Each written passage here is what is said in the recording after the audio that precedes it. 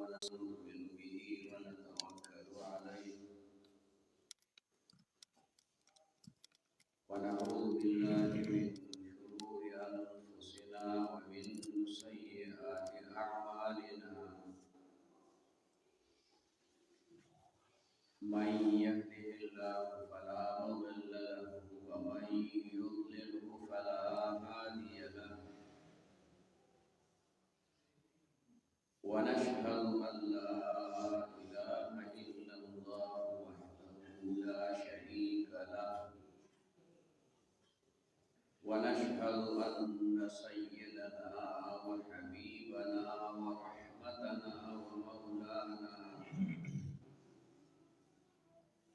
ورحمتنا ومولانا محمدا عبده ورسوله أرسله الله إلى كافة للناس بشيرا ونذيرا وداعيا إليه بإذنه وسراجا منيرا أما بعد فأعوذ بالله من الشيطان الرجيم بسم الله الرحمن الرحيم وما آتاكم الرسول فخذوه وما نهاكم عنه فانتهوا إن الله وملائكته يصلون على النبي يا أيها الذين آمنوا صلوا عليه وسلموا تسليما اللهم صل على سيدنا محمد وآله وعترته بعدد كل لك اللهم صل على سيدنا محمد وآله وعترته بعدد كل ما نمل لك محترم مسلمان د شعبان میاشت شروع ده دا میاشت د رمضان د میاشتې لپاره پیشخیمه ده یو توحید دی مخکې بیان شوی و چې نبی علیه الصلاة والسلام به په دې میاشت کې ډېرې روژې نیولې بلکې بعضې روایات داسې دي چې ټوله میاشت به روژې نیولې بغیر د یو دوه درې ورځو او هغه دا ده چې د هغې متعلق نبي علیه السلام په خپله فرمایلي هم دي چې تاسو د رمضان نه یوه ورځ یا دوه ورځې مخکې روژه ونیسئ لا يتقدمن أحدكم بصوم يوم أو يومين قبل رمضان دا شکی ورځې وي نو یوه یا دوه ورځې روژه په دې کې ونیسئ بعضې ناپوهه خلک کمعقل خلک ولري نو روژه ونیسي نو په نیت هم نه پوهېږي چې دا ما څنګه روژه نیولې ده بلکې په خولې باندې اکثر وایي یاره پته نه لري دا مولیان را باندې روژه خوري نو راشه دا یوه روژه به ونیسو نو که فرضي شوه که نه فرضي نه شوه نو نفلي خو وشي نو دا ستا د پلار اختیار دی چې ته وایې که فرضي شوه که نفلي شوه دا خو نیت نه دی نیت خو د زړه سره تعلق لري او د یوې خبرې نیت وکړي چې دا فرضي روژه ده دا نفلي روژه بهرحال رسول الله صلی الله علیه وسلم به ډېرې روژې په دې میاشت کې نیولې دا زنانه هم په دې باره کې ښې روژې نیسي خو په دې میاشت کې یوازې روژې نیول نه دي خصوصا د پنځلسمې ورځې روژه د هغې ډېر فضیلت دی ځکه چې نبی علیه السلام فرمایلی دي اذا كانت نصف من شعبان، کله چې د شعبان د میاشتې نیمه راشي،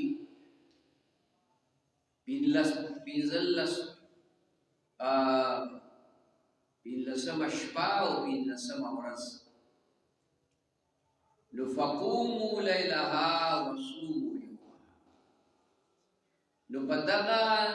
پنځلسمه شپه باندې د الله جل شانه عبادت،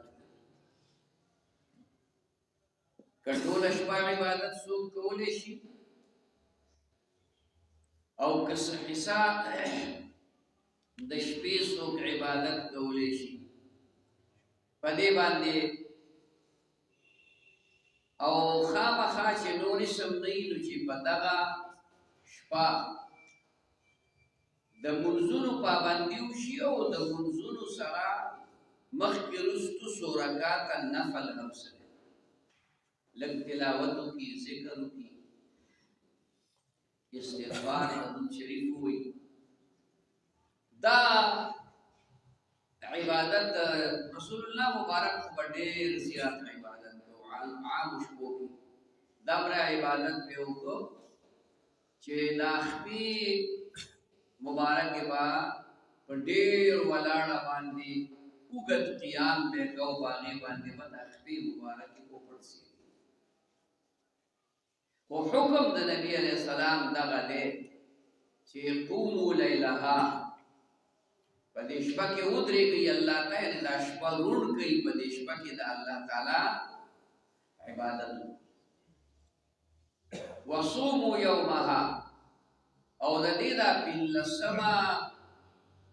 ورځ په دې روژه ونیسئ. که نورې زیاتې روژې نشي نیولی سړی، چې کم از کم دغه پنځلسمه ورځ روژه ونیولی شي. پنځلسمه شپه ورځ دا د ګل راتلونکې ګل شپه، دا یې پنځلسمه شپه راځي، او دا ورپسې سباله ورځ دا یې پنځلسمه ورځ راځي. نو د دې حدیث مبارک کې الفاظ راغلي دي باقاعده، نو دې کې اجر دی، ثواب. دا ګورئ یاد ساتئ چې دا په دې کال کې په مختلفو میاشتو کې یوه یا دوه روژې وي او نفلي، دا فرض نه دي، لازمي نه دي چې خامخا به هر سړی نیسي. خو په دغه یوه روژه باندې الله تعالی ډېر زیات نیکۍ ورکوي. بعضې روژې داسې دي چې د یو کال د روژو ثواب پې الله ورکوي، بعضې روژې داسې دي چې د یو کال ګناهونه پې الله معافوي، بعضې نفلي روژې داسې دي چې په هغې الله د مخکیني کال او د راتلونکي کال د دوو کالو ګناهونه پې الله معافوي. نو دا خو ژوند دی، څه پته لګي، بیا به راشي دا وخت را به نه شي. د محرم روژه وه تېره شوه، اوس که چا نیولې وه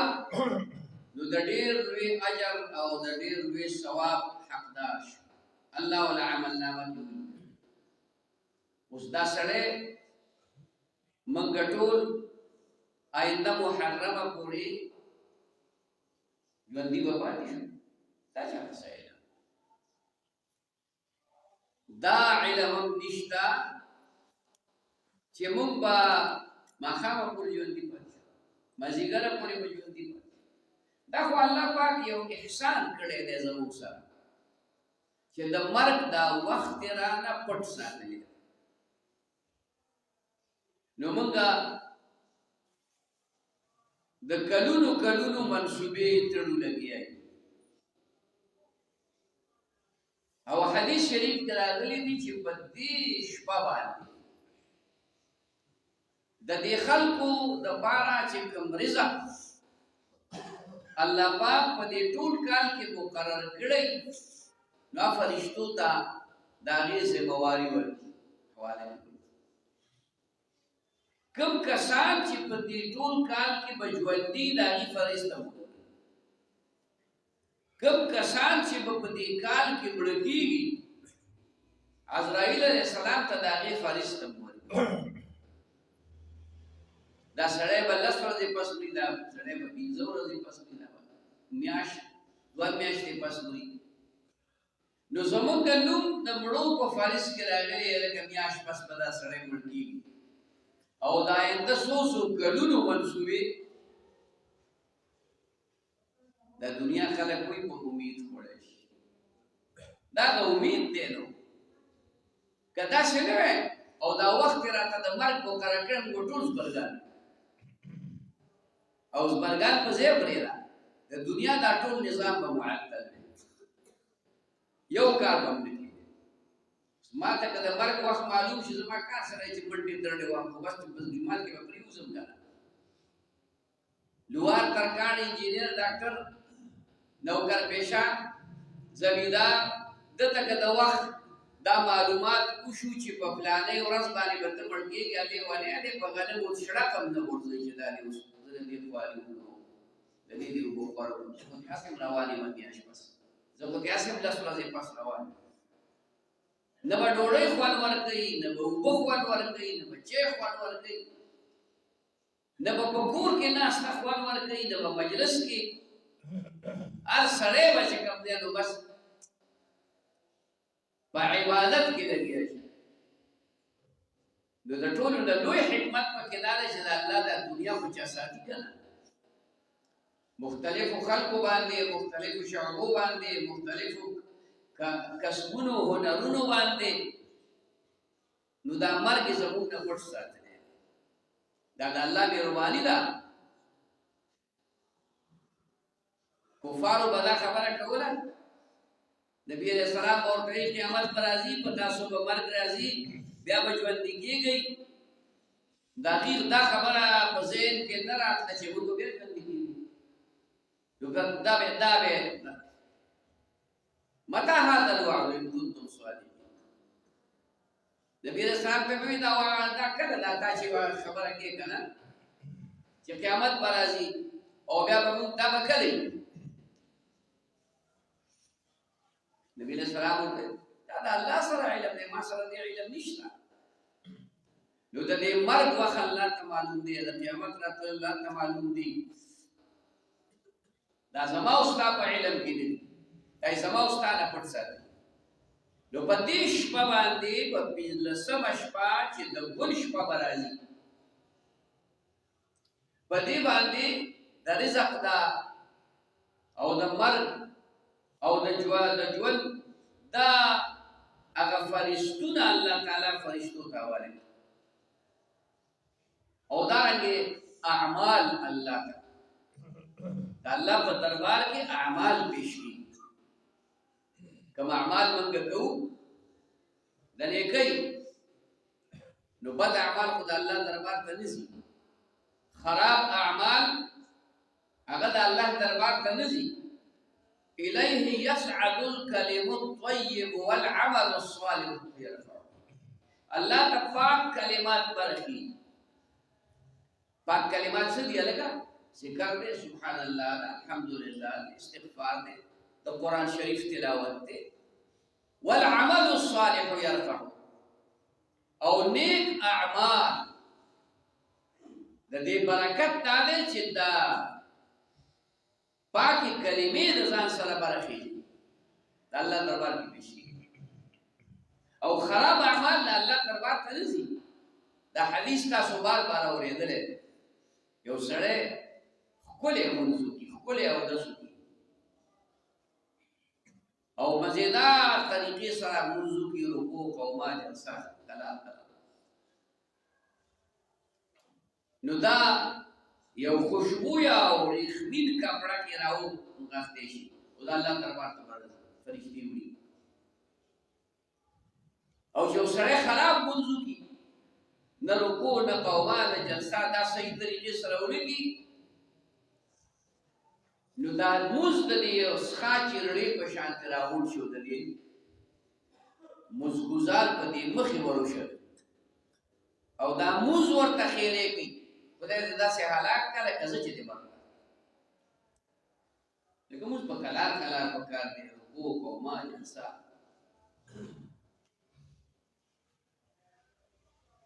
چې اطمینان سره چې کوم دی نو سړی موز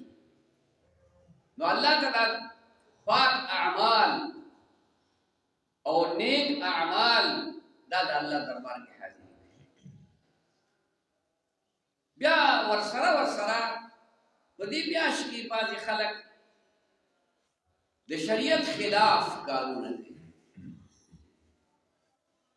او دا طریقې د هندوان په بعضې موقعو کې د هغوی یو عبادت دی دیوالی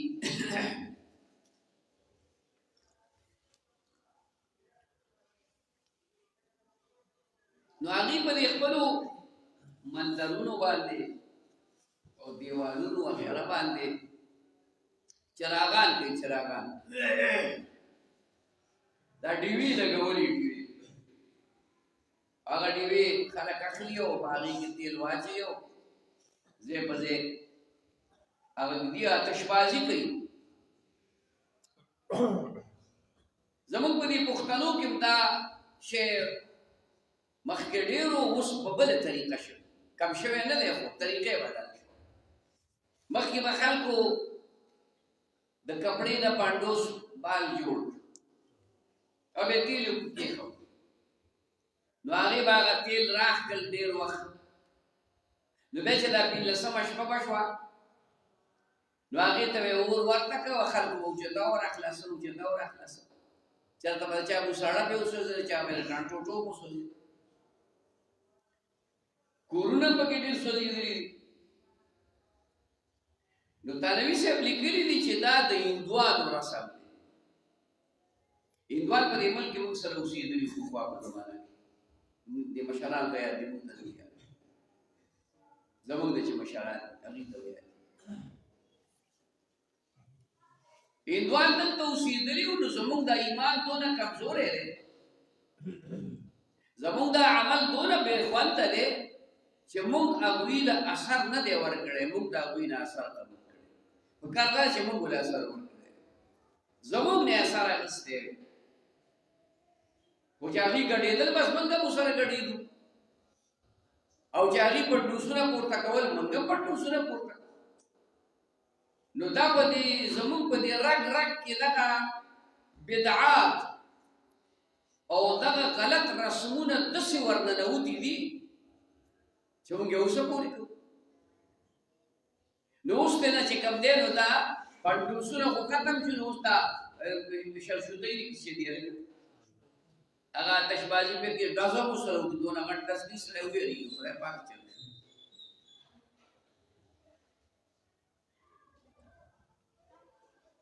نو د پولیس والا ډېر تکړه خلک دی نو هغې ملا صاحب ته ووایي دې خلکو ته ووایي چې دا مه کوئ او ګوره که چا وکړو نو ګوره جرمانه به نو ما ورته وی پولیس ماما زما خبره واوره دا چې چا جوړ کړي هغه ونیسه دا خو د اسمان نه نه دي راغورځېدلي او نه خریدي دي چې ځمکې نه راوتي دي ته دلته کې یو خوارپړک دوکاندار نیسي او ما ته ویې ته دا خلک مه لیکه ته په دې محکمه کې څه غواړې ته صرف د ډوډۍ خوړلو لپاره او د ګاډو والا د رشوت اخیستلو لپاره غیرتي ستا دغه کار دی چې ټماټرو والا ګاډۍ ده او هغه دی چې کمپیانو 100 روپۍ دې واخلې او د سړک منځ کې ولاړه او ما ته ویې خلک مه لیکه زه خو خلک منې کوم دا خو زما ذمهواري ده خو زه به په خوله وینا ډب دې ته وباسه او د دین هم ډب به وباسه هغه چا چې د دې کارخانه او فیکټري لګولې ده او دا جوړوي ابل ده که هغه فیکټري اوس یې ځکه دا هغه فیکټري والې ته څه نه وایې ځکه چې د هغه نه خو دې چې کوم دی نو 10,000 روپۍ اخیستې خو چې دلته قطبګڼ ته او دې بانډو ته چې کوم دی نو کوم دوکانداران یې راوړل موږ دې دوکانداران ته وایي بچه مې راوړل په دې کې ستاسو رزق نشته دی په تن درې ولګوي رزق به بل څه کوي خو دې بندونه نه دی ګناهګار لکه هغه جوړولو والا چې ګناهګار والته زمونږ پولیس خو ډېر تکړه خلک دی هغه خو موږ غریب خلکو ته ناراض دي موږ غریبانو ته ناراض دي موږ یو ځل دغلته کې نکاح وتړل نو په دې سړک را روان نو هغه نکاح شیانه چې موږ راووتو هغه سړو یو څو ډزې یاره پنځه شپږ ډزې به یې کړې نو پولیسان ماماګان وره شخ ګاډی زمونږ د مخکې شو ودرېدو بیټریان یې ونیولې او دا ټوپک یې داسې ونیولې لکه موږ چې ګرشمري کړي وایي داسې کوم ځای وشو بیا موږ ولیدل تاسو به ولیدلي خو ما ورته وایم اول دا بیټري ښکته کړه خدای دې غر کړه موږ دې په سترګو وړاندې دا بیټري ښکته کړه دې ځمکې ته نو بیټري خو یې ښکته کړه وایي داسې کوم ځای وشو بیا تا واورېدې بیا مې هغې پرې څه ستا تجربه ده چې داسې کوم ځای وشو ما خو داسې هغه اورېدلي نه دي وایي تاسو کوم ځای نه راغلي دا خو زموږ کلی دی ګرځو کله به دې شو کله به دې شو کلی داسې پردي کلي ته خو موږ نه یو راغلي او نه د شپې چې کوم دی 12:01 بجه ده چې یاره شکي وخت کې راغلي خو ماسخوتن دی که نه مازل روان نو هغه سړی هغه پولیس والا سلک بد شي ما وایي بد کېږه مه ماما دغه ستا ډیوټي ده دا زما نه ده زه په ډزو پسې نه ګرځم نه د زما د ډزو سره څه کار دی زه د جمعې په ورځ باندې یا په نورو موقعو باندې خپل مقتدیانو ته ووایم خپلو شاګردانو ته ووایم خپلو مورینانو ته ووایم چې وایي دا کار مه کوئ او دا ډزې مه کوئ ودونو کې ډزې مه کوئ اخترونو کې ډزې مه کوئ روژو کې ډزې مه کوئ په دې موقع باندې چې کوم دی نو ډزې مه کوئ شعبان نه هغه موږ ته نه راځي وایي دې خلکو ته ووایه مې تیار راته وایم ستا په خولې ته نه یم زه په خپله ویم دا زما کار دی او ستا کار دا دی چې ته راشه او دغه فیکټرۍ والا دې ګریوان ته ونیسه او هغه ته اټکړۍ ولګوه او جیل کې واچوه په دې فیکټرۍ کې چې څه دي دا کې ټول ثبت کړه بیا به یې دوکاندار نه راوړي دوکاندار بیا کوم ځای نه راوړي نو مې دا هغوی نه خو دې جیب ډک کړی دی بله خېټه دې چې کوم دی د هغې نه مړه کړې ده او دبول په ما کې چې ته خلکو ته ووایه دا حال نو خبره مې دا درته کوله چې د پنډوس نه خبره ده شدو ته راغله شی او مخه دی دا د هغې نه زیات نقصان دی ځکه د دې سره ډز هم دومره وشي چې یو سړی بې فکره ناست دی او هغه ډز وشي سړی اوچت ټوکي خدای څه وشي تندر را پرېوته څه بلا او هغه یو ډز هم نه کوي څه په مخه باندې ډز ټر ټر ټر شروع کړي به داسې او دا اور ګیر چاپېره وشي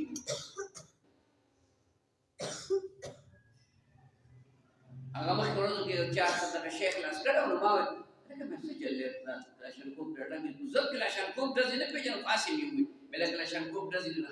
یو وخندل ما چې څه کلاشنکوف ډزې نه دي دا یو دغه شیخ لاس مې څه شیخ لاس هغې څه نوم وواخیست هغې څلور پنځه ډزې وکړې نو دا مه کوئ د پنډوس د شکل دې ته راغی خو دا هم د یو د هندوانو طریقه ده د هندوانو طریقې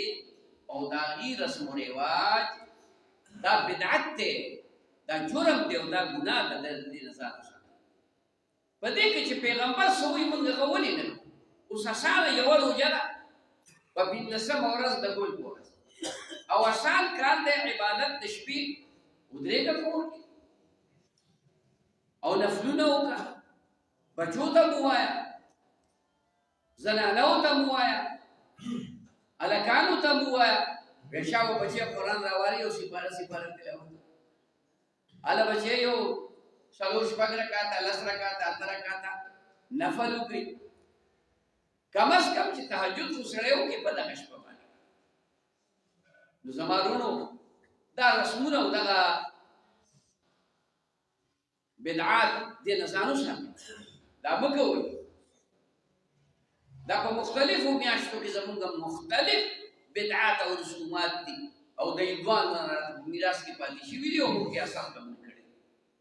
هندوان تللی دي او موږ یې اثر هغه داوی هغه طریقې مخبلي کړي دا میاشت انتهایی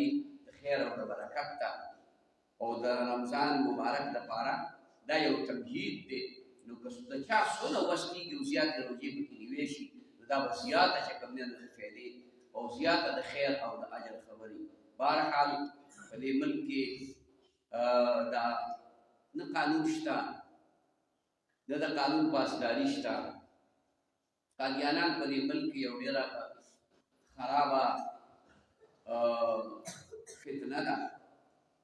چې دا مرتد خلک دي قادیانان هغه چاته وایي چې د نبي علیه السلام نه وروسته مرزا غلام محمد قادیاني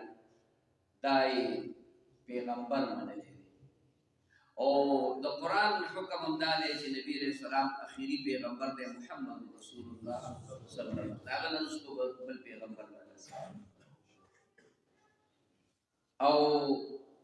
نبی علیہ السلام په خپل هم وی انا خاتم النبیین لا نبی بعد زه اخیری پیغمبر ما نه ورسره بل پیغمبر دنیا ته راسي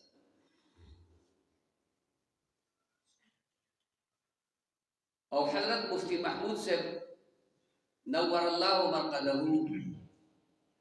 د قادیانانو سره په اسمبلی کې مناظره وکړه څو ورځې هغه مناظره جاري وه او د بوټو صاحب دور سن 74 او هغې باندې دا خبره ثابته کړه چې قادیانان مرتد دي مرتد دې ته وایي چې د هغه سزا دا ده چې د سر یې د تنې نه جدا د هغه سزا قتل اوس که توبه وباسي ایمان راوړي مسلمان شي نو خدای معاف کوي کو نه په دې حالت باندې چې د رسول الله مبارک نه وروسته بل څوک پیغمبر مني بل چاته پیغمبر وایي نو د سزا قتل د سزا قتل او علما فرمایي وایي که یو سړی ووایي چې زه پیغمبر یم او چا ورته ووایي چې تا سره ستا په پیغمبرۍ باندې څه ثبوت او څه دلیل دی نو دا سړی هم کافر شو ځکه د ده شک راغی په دې خبره کې چې نبي علیه السلام اخري پیغمبر نه دی دا به نه رسو چې د بل پیغمبر نه دا ایمان باندې دومره کلک وي او مضبوط وي که څوک وایي چې فلاني ځای کې یو سړي د پیغمبرۍ دعوه کړې نو فورا ووایه چې دا غلخور دی او دا کافر دی او دا مرتد دی ځکه چې رسول الله مبارک نه رسول پیغمبر نن زمونږ په دې ملک کې په لوی لوی عهدو باندې په لوی لوی عهدو په دې قادیانان قالیس هغې باندې دا پابندي په هغې کې لګېدلې وه چې دوی به خپل جومات ته مسجد او جومات نه وایي ځکه مسجد صرف د مسلمان لپاره او دا کافر دي لکه څنګه چې د هندوانو مندر دی او د سیکانو چې کومه دی نو ګردواره ده او د عیسایانو د چرچ دی کلیسا ده د هغې خپل نومونه دي نو د دوی د خپل ځای ته چې کوم ځای کې دوی څه عبادت کې عبادت خانه نوم دې ورته کېږي خو مسجد او جومات به ورته نه وي د دې په جومات به مناره نه وي د دې د جومات ورته موږ وایو هغې محراب به نه وي دوی به دغسې اذان نه کوي د دې د عبادت ته به مونځ نه ویلی کېږي دا په هغه کومه مناظره چې شوې وه او نو هغې کې دا تفصیل لیکلی شوی او اوس علما وایي تاسو دا کوشش وکړئ چې د قادیانانو او د یهودیانو چې څومره څیزونه جوړ شوي څیزونه د هغې فهرستونه سات په سات شایع کېږي او په دې نیټ باندې راځي دا هغه مه اخلئ خپل پاکستاني څیزونه اخلئ د بل ملک والا اخلئ خو د قادیانانو د فیکټرو او د یهودیانو د فیکټرو دا مه اخلئ ځکه چې د دې فایده اسرائیل ته رسي او اسرائیل په دې باندې ګوله بارود اخلي او په فلسطین باندې وایي. نو زمونږ وس خو دا دی چې د هغوی یو جوړ شوی څیز دی موږ یې والو، ځکه یو څیز چې د هغې جوړ دی او په 100 روپۍ خرڅوي نو 10 په پکې ګټي، نو د دې دا ټوله ګټه دا ځي اسرائیل. نو زما وس خو دغه دی که نه چې زه دا 10 روپۍ ګټه هغې له ورنه کړم، ځکه زمونږ وس موږ په خپل وس باندې پړیو. حضرت معتمد صاحب رحمه الله به فرمایل و یو بزرگ فرمایل چې که الله ما ته وچې اسمان ته راوخېږه نو زه به دا نه وایم چې څنګه، نه څنګه به نه وایم، نو زه به فورا روان شم نو په خپل علاقه کې به د ټولو له دنګ غر ته وخېږم، بیا به په هغه دنګ غر کې اخري څوکې ته وخېږم، بیا په هغې کې چې ونه ولاړه ده نو غټه ونه به وګورم هغې ته به وخېږم، اخري سره پورې چې زه کوم ځای پورې خطی شم وبخېږم، بیا به الله ته ویم چې خدایه دا زما اوس که ته مې اسمان ته خېږې نو پوړۍ راته راکړه یا څه اسباب راله وکړه، ما خپل طاقت او خپل وس دا مې چې کومه دی نو استعمال، نو موږ خو دغه استعمالولی شو که نه یاره چې د هغې جوړ شوي څیزونه دي د هغې فرس باقاعده په دې نېټ باندې راځي او دا نېټ نن سبا هر څوک کوي، دا فیسبوک باندې راځي، یوټیوب باندې راځي، دا هر څوک کوي، هر څوک پرې پوهېږي بغیر چې ته د بعضې کسانو او دا غټ غټې موبایل د دې خلکو هلکانو سره ملګري نو واټې واټې یو ډېر اوږدې موبایل یې ورسره وي دا پرې پوهېږي. نو د هغه څیزونو بایکاټ وکړئ چې کوم د قادیانانو پراډکټ وي، کوم د هغې په کارخانو کې او فیکټریانو کې جوړ شوي څیزونه او د یهودو. اوس د دې ملک یو د سپریم کورټ چیف جسټس فایز عیسی دا هغه نوم دی، مردار بېدینه، هغه مردار بېدینه هغوی ته د تبلیغ اجازت ورکړی، دا فیصله کړي هغوی ته د دې خبرې اجازت ورکړی چې تاسو قرآن ترجمه چې څنګه کوئ په خپل انداز هغه وکړئ، هغوی ته د دین د ازادۍ حالانکې په نورو خلکو باندې پابندي نشته، په دې ملک کې چې د مخکې نه کوم منترونه د هندوانو موجود دي هغه به وي خو نوي به نه جوړي، کلیساګانې چې کومې زړې دي هغه به وي خو نوې به نه جوړي، او د قادیانانو عبادتخانې دا به له سره نه جوړي، کوي نو خپل ځای کې بل ځای کې به نه جوړي. قرآن دا قرآن دوی نشي استعمالولی، د دې قرآن ترجمه دوی نشي کولی ځکه چې هغوی قرآن بدلوي نه، قرآن کې تحریف کوي. نو دغه بدبخته چیف جسټس هغه د دې اجازت ورکړی دی، علما په دې باندې احتجاج کوي. تاسو عوام ګوره دې نه یې خبر، د دې اولنۍ خبره چې کوي او د دې احتجاج کوي هغه صرف علما دي، علما فورا د دې خبرو نه ځان خبروي. تاسو به دا خبرې کېدای شي په نېټ باندې لیدلي خو پوهېږئ پرې چې دا څه وایي، قادیانانو لپاره دې خبرې اجازت دی نه نشته، هغې جومات نشي جوړولی نو د قرآن ترجمه به د کوم ځای ده، او دا دې تر خبره را روانه ده، دا تحریک په دې ملک کې د دې خبرې لپاره د کلونو راسې شروع دی چې په دې ملک کې داسې یو فضا جوړه کړي چې دا خلک ټول یهودیت طرف ته لاړ شي، دا خلک ټول قادیانیت طرف ته لاړ شي، او دا خلک ټول چې کوم دی نو بېدینه شي. خو الحمدلله زمونږ په دې ملک کې الله پاک موږ له داسې علما راکړي چې هغې ته بیدار علما وایي، بیدار اوږده نه دي، خلق به ورته لګي کنځلې به ورته کوي سپکې به هم پسې وایي سپورې به هم پسې وایي الزامات به هم پرې لګوي تعنیفې غرونه به هم ورته ورکوي بعد خپلې خبرې نه واپس کېږي نه سر قربانۍ د دین دپاره او تاسو عام مسلمانان به د هغې ملګرتیا کوئ د دې علماو ملګرتیا به کوئ کاش چې د علماو ملګرتیا د عوامو کولې نو ستا دې ملک کې به دا فتنې خود به خود ختم ستا په دې ملک کې به دا فتنې بلکل ختم تاسو ته معلومه ده زه سیاسي سړی نه یم خو که چرتې په موږ خلکو کې دین وې نو زموږ دا اور په بل چا تللی دی بغیر د عالم خو نشته راکې دین هم نه دی خوښ کړی دین زموږ نه دی خوښ دا خاصه وعده ته جوړ کړی چې منځونه ته روزي نشو له خوښ کار روزي خوړل شي پښتانه یو بد کاری که د خدای نه یریدې تاسو راشئ نن افغانستان کې کوم حالت جوړ دی څومره څلوېښت کاله پې بارود وورېده دا اوس وروستو بې دا شل کاله جنګ پې وشو د وینو سیلابونه وویل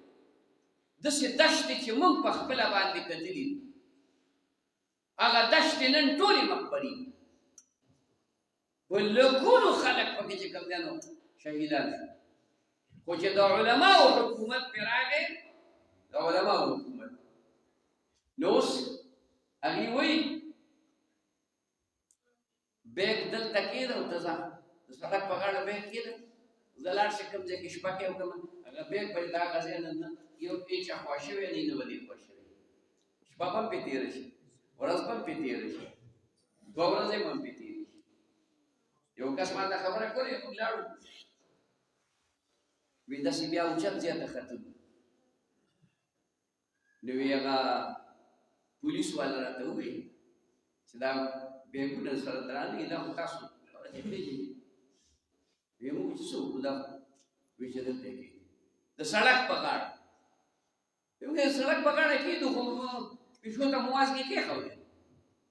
هغې ویل نه دا که تاسو لس ورځې تېرې کړې او لس ورځې پس راتلئ نو دا به په دې ځای پرته دې له څوک ګوتې قدرې نه شي وړلی د دې نه دوړ هم نه شي شنډلی په دوړو به پټ پراته یقینا موږ لاړو شپه مو کوم ځای کې چې والته مو وکړه واپس چې راغلو په شماله باندې وایي بیګونه مو په هغه ځای کې پراته ټول وایي دا د څه شي برکت دی دا د دین برکت دی دا د دې برکت دی چې د علماو حکومت راغلی د نیکانو صالحانو حکومت راغلی او خدای پاک دې ورته استقامت ورکړي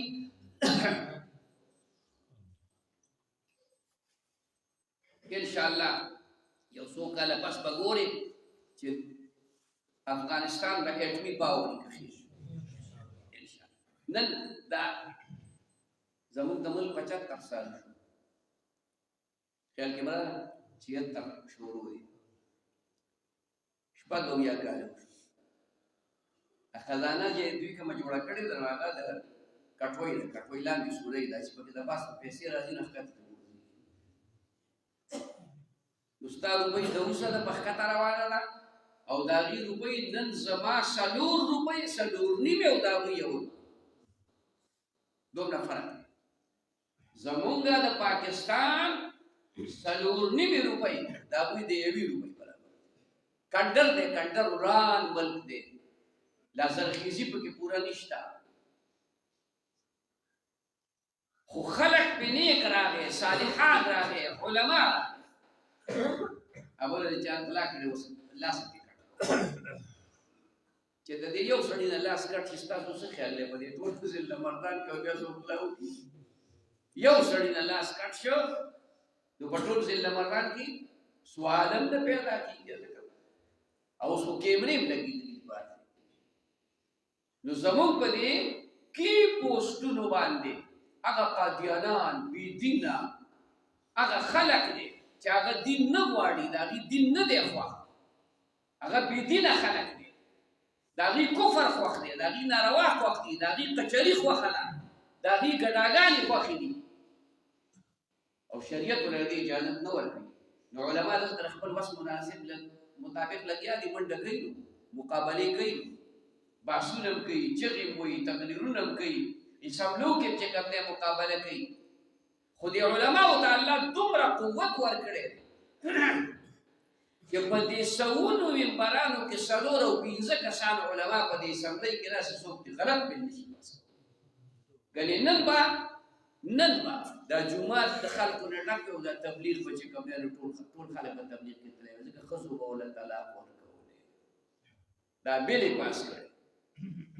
چې ښځه به طلاق په شریعت کې د چا اختیار دی لکه چې سړي او چې ښځه خفه شوه او تعالی طلاق درکړ استاد یې ورک شي که ورک نه شي چاته وځي